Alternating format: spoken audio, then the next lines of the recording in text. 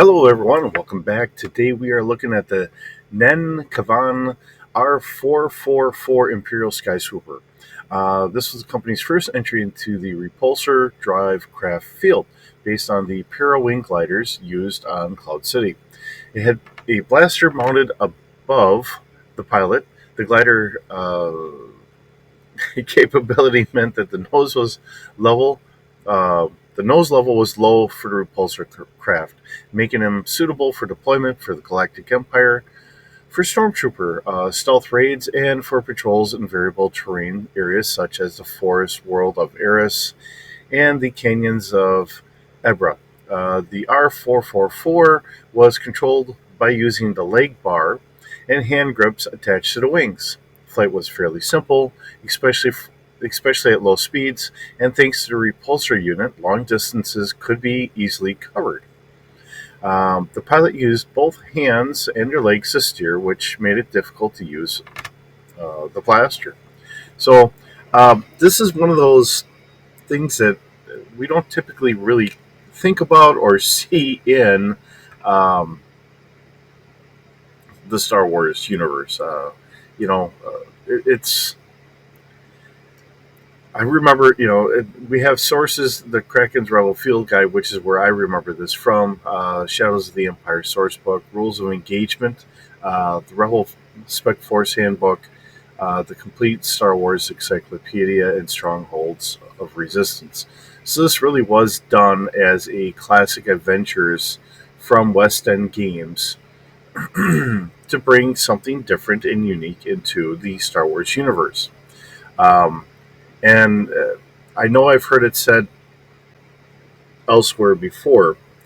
Um, as technologically advanced as we are today, there are still in areas of the world old technology being used in other countries or just other regions.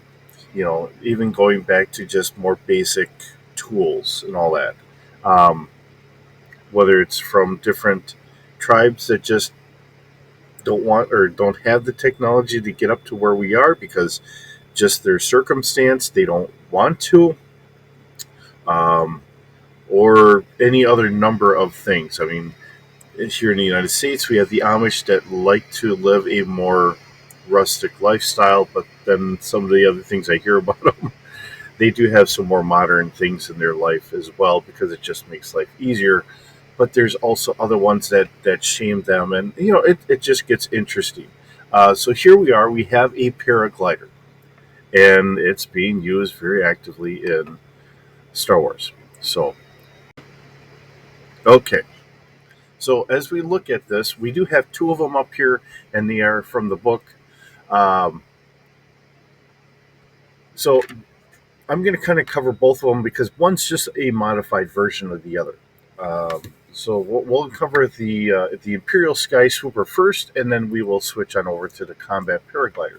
So, looking at what we have here, um, it is at speed or scale. It's roughly about 4 meters in length. It does go under the skill of repulsor lift operation. That is the parent skill, and then if you want to further go parawing glider, go ahead. Um, and leveling that part up, in the game mechanics, if you subcategorize something, it costs less to level it up, but then that means that when you go to something else, it's harder to operate a greater wide variety of vehicles. So, um, it was kind of a nice thing that they had done so you can quickly level up on a specific thing if you have no intention of anything else. But there are times where it kind of backfires. Okay, so it is a crew of one. Cargo capacity is 2 kilograms. Cover is a 1/4 scale. 1/4 cover.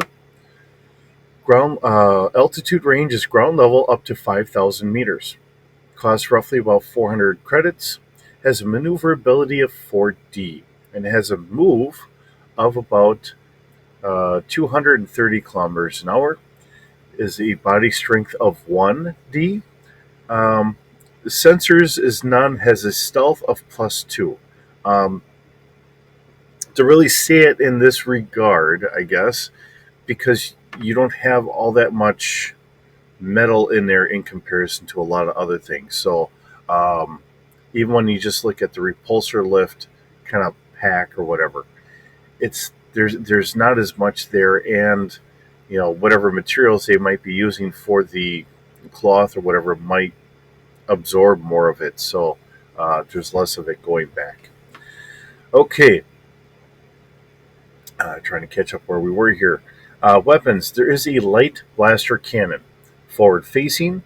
It is just a vehicle blasters for a skill. Has a fire control of 1D, and it does 2D damage. So it would be a very light. Uh, I would say in a lot of regards in today's human world here, in the real world, it would be more of an equivalent of like a 22.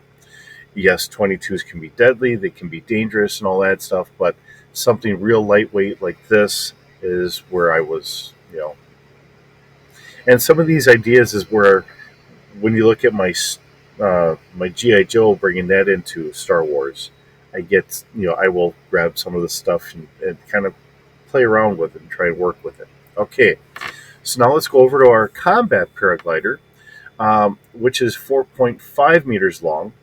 Um, Again, it's a crew of one. Altitude is ground to 5,000 meters. Now, this one's going to cost about 1,900 credits only on the black market. Availability is a 2x. In other words, if you're trying to have someone find it, they have to try and really kind of search for it a little bit more. All right, it still has some maneuverability of 3D, has a move of 260 kilometers, so it does go slightly faster than what our base unit is. Now, the big game notes is the relic body panels increase sensor checks to detect the glider by one difficulty level. A heads up display has night vision mode, allowing sight with no penalty in a 45-degree arc in the front of the pilot up to the range of 50 meters. Terrain allowing our terrain following mode adds a plus 1D to sensor checks to follow terrain, and a direction mode, which shows the glider's current position. A low-level transponder allows the pilot to identify other paragliders using the same frequency, allowing a pilot to remain in visual contact with other team members.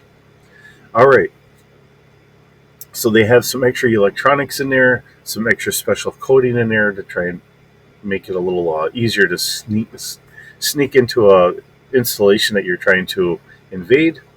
Um, and of course, we get this from the Rules of Engagement, Rebel Spec Force Handbook, and Gundark's Fantastic Technology, which is another one that I do remember referencing quite a few times playing Star Wars as a role playing game. These are, like I said, these are books that I've had in my collection for a long time. Um, so it's not like this stuff is new to me. It's just so many people don't really think of this type of technology being used in Star Wars, because we think of the X-Wings and the TIE fighters and Star Destroyers and all the other fun stuff. Why would we use such archaic things in a lot of regards? But there are niche situations where we do really need, some low scale technology in order to get in and out of places. The fact that it also has a repulsor lift in it itself, so that means that you don't have to be at a high level to take off. You could be at ground level, use it, and then you could fly up. So it really does change a lot of the perception of this, because it's not just reliant upon wing currents. So, or wind currents, not wing currents. Um, it is a now sci-fi-ish version and take on something that we currently have in our world today. So, um, always fun and interesting to bring some of these kind of ships and vehicles and things that we don't typically think of or see in our Star Wars universe. Um, because they were created for the games or for the novelizations and all that stuff. So, um, yeah. So, hope you have a wonderful day. We'll see you in the next video.